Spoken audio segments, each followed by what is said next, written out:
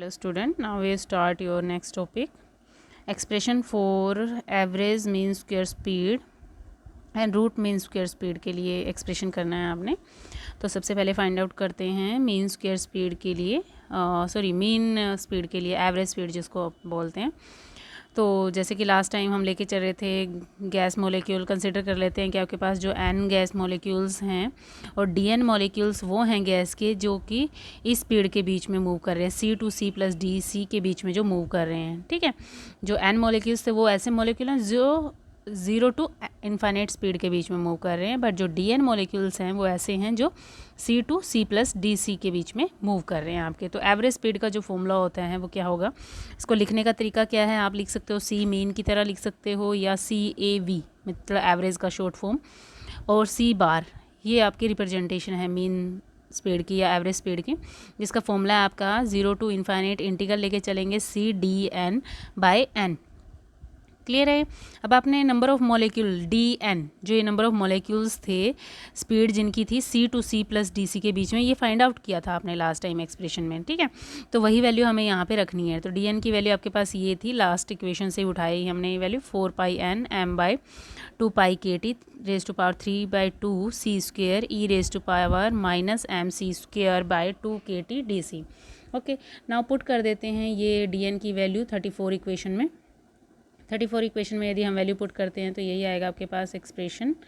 Okay, हाँ जी, और जो आपके जो वैल्यू पुट की है आपने, उसके बाद आप इसको रीअरेंज करें थोड़ा सा। तो यहाँ पे क्योंकि जो इंटीग्रल चल रहा है वो DC के रिस्पेक्ट में चल रहा है, आपका C के रिस्पेक्ट में चल रहा है, तो C से रिलेटेड टर्म्स को इंटीग्रल के अंदर रखते हैं और जो भी टर्म्स है वो सारी कांस्टेंट की तरह ट्रीट होंगी, उनको सबको बाहर निकाल लेते हैं। अब जो यहाँ पे वैल्यू आई है आपके पास 0 to infinite integral C cube E raise to power m C square by 2 KT DC, ये बिहेव कर रही है एज अ स्टैंडर्ड इंटीग्रल। तो हमने जैसे स्टैंडर्ड इंटीग्रल स्टार्टिंग में यूनिट की स्टार्टिंग में पढ़े थे, तो वहाँ से हमें इसकी वैल्यू फाइंड आउट करनी है। तो क्या होती है, उसकी वैल्यू आती है ना 1/2b स्क्वायर। क्लियर है। तो यहाँ से आपके पास b क्या है, आपके पास यहाँ पे ये वैल्यू जो है m/2 KT जो है वो b की तरह ही बिहेव कर रहा है। क्लियर है। तो यहाँ से हमें स्टैंडर्ड इंटीग्रल की वैल्यू पुट कर दी यहाँ पे 1/2, और जो b था आपके पास m/2 KT वो पुट कर दिया आपने। यहाँ पे रीअरेंज करें, जो कैंसिल होता है कैंसिल कर देते हैं। यहाँ से कैंसिल करने के बाद आपके पास जो वैल्यूज़ आती हैं यहाँ से ये आ जाती है C बार जो आएगा आपके पास यहाँ पे कैंसिल आउट करने के बाद ये वैल्यू आ रही है √8 KT बाई पाई m। तो ये आपके पास आ गई है mean speed. Okay, average speed जिसको लेके चलते हैं, ये आपके पास एवरेज स्पीड आपने फाइंड आउट कर ली है। ओके, नेक्स्ट है आपके पास mean square speed. Mean square speed आपका क्या है, मीन जो आपने लिया उसका स्क्वायर लेना है आपको। तो मीन स्क्वायर स्पीड निकालने के लिए वही लेके चलते हैं कि आपको DN मॉलिक्यूल्स ही लेने हैं जो C to C plus DC speed के बीच में मूव कर रहे हैं आपके पास DN मॉलिक्यूल्स। तो यहाँ से C बार स्क्वायर कैसे लिखा जाएगा, उसका फॉर्मूला हो जाएगा 0 to infinite integral C square DN by N। N आपके टोटल नंबर ऑफ मॉलिक्यूल्स थे। ओके, नाउ DN आपको पता है कि DN जो नंबर ऑफ मॉलिक्यूल DN हैं वो क्या थे, जिनकी स्पीड जो C to C plus DC के बीच में थी, वो आपने फॉर्मूला निकाला था लास्ट टाइम। तो वही वैल्यू आपने डायरेक्ट यहाँ पुट की है। क्लियर है।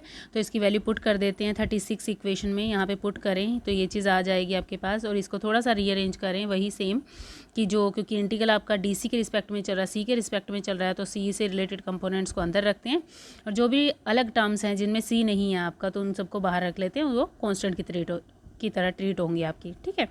ओके, तो यहाँ से आपके पास ये जो टर्म बन रही है ये भी फिर से एक स्टैंडर्ड इंटीग्रल की तरह बिहेव करेगी। तो स्टैंडर्ड इंटीग्रल आपने लास्ट टाइम पढ़ा था, तो उस स्टैंडर्ड इंटीग्रल से इसको सॉल्व कर लेते हैं। जब सॉल्व करेंगे तो यहाँ से आपके पास क्या वैल्यू आएगी, ये वैल्यू आ जाएगी आपके पास यहाँ से C bar square that is equal to 3 KT by m। तो यहाँ से आपके पास ये आ गया आपके पास C बार स्क्वायर की वैल्यू 3 KT बाई m। ठीक है, इस तरह से नेक्स्ट निकालते हैं रूट मीन स्क्वायर स्पीड निकालते हैं। रूट मीन स्क्वायर स्पीड क्या है, जो मीन स्क्वायर स्पीड आपने अभी निकाली थी ये, इसका रूट लेना है जस्ट आपको। ठीक है, इसका रूट लेंगे तो यहाँ से क्या हो जाएगा, ये वैल्यू थी ना, इसका रूट लेंगे तो क्या हो जाएगा, अंडर रूट आ जाएगा ऊपर, तो ये वैल्यू आ गया आपके पास। अब हम यदि रिलेशन फाइंड आउट करें, सबसे पहले हमने पढ़ी थी एक C मैक्सिमम। ठीक है, मैक्सिमम स्पीड जो आप C मैक्स जो पढ़ रहे थे आप, ठीक है। सी मैक्स की वैल्यू पढ़ी थी आपने, सी मैक्स। अभी हमने मीन को डिस्कस किया। सी आर एम एस जिसको बोलते हैं, रूट मीन स्क्वायर स्पीड, ये डिस्कस किए थे। इनके बीच में यदि रिलेशन देखें तो इनकी वैल्यूज़ आपके पास कुछ इस तरह से आ रही थी। सी मैक्स की वैल्यू आ रही थी √2 kT/m, सी मीन की वैल्यू आ रही थी √8 kT/m, C R M S की वैल्यू √3 kT/m। तो यदि जो कैंसिल आउट होता है, कैंसिल करें तो ये वैल्यू आ रही है आपके पास। इस रिलेशन से जो हमें फाइंड आउट होता है यहाँ पे कि जो सी मैक्स है वो लेस देन होता है सी मीन से, और जो सी मीन है वो लेस देन होता है आपके पास सी आर एम एस से। मीन्स इन सब की वैल्यूज़ को रिलेट करवाएं तो उससे आपको ये रिलेशन फाइंड आउट होता है। ओके बच्चे, यदि यहाँ तक किसी को कोई डाउट है इसको कैलकुलेट करने में, जस्ट मैथमेटिकल है, आप एक बार कॉपी पे सोल्व करोगे तो ईजिली सोल्व हो जाता है यदि आपको लास्ट फॉर्मूलेज याद हैं और स्टैंडर्ड इंटीग्रल साथ के साथ याद हैं। अदरवाइज़ उस इंटीग्रल को बड़ा करके सोल्व करना स्टार्ट मत कर देना, क्योंकि जस्ट हमें यहाँ पे इनकी वैल्यूज़ फाइंड आउट करनी है। मीन स्पीड, एवरेज स्पीड जो आप निकाल रहे हो, हमें मैथमेटिकल नहीं दिखाना है यहाँ पे कि हम लंबा चौड़ा यहाँ पे इंटीग्रल सोल्व करने बैठ जाएं। तो यदि इसका इंटीग्रल भी सोल्व करते हो तो वो 2-3 पेज का वो इंटीग्रल ही बन जाएगा, तो उसके कोई नंबर नहीं है हमारे पास यहाँ पे। ठीक है, तो हमें जस्ट लास्ट में ये एक्सप्रेशन फाइंड आउट करने, तो उसके लिए आपको इंटीग्रल पे इतना टाइम वेस्ट करने की जरूरत नहीं है। डायरेक्ट स्टैंडर्ड इंटीग्रल की वैल्यू पुट करोगे और यहाँ से इनकी वैल्यूज़ फाइंड आउट कर सकते हो। Okay, thank you.